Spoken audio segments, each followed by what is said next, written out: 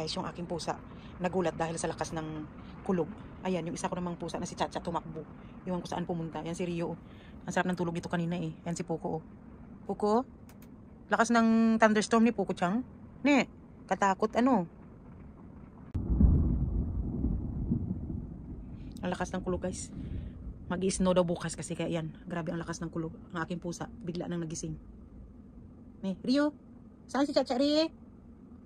Where is Chacha Rio? Chacha is afraid of the thunderstorm.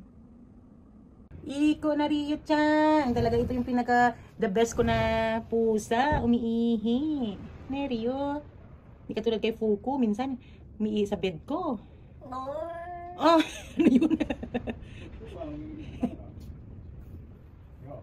Ari Rio, sorry nani?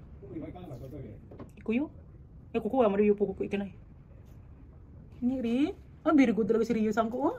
Ay, very good talaga si Rio. Lihi ang aking pusa.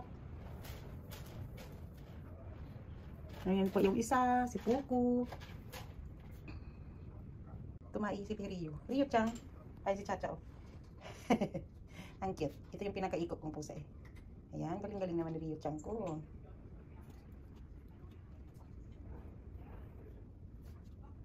Ayan, very good. Guys, tingnan nyo ang aking si Chacha, oh. Chacha! Ginawa niya na naman tulugan ang aking tuhod. Tuhod ko to eh. Tuhod ko yan, oh. Ginawa niya na naman tulugan. Chacha, ginawa mo na naman tulugan ang aking tuhod. Tapos, yung dalawa kong pusa ay nandito sa aking tabi. Ayan sila guys, oh. Ayan si Puko. Nandito naman si Chacha sa tuhod ko.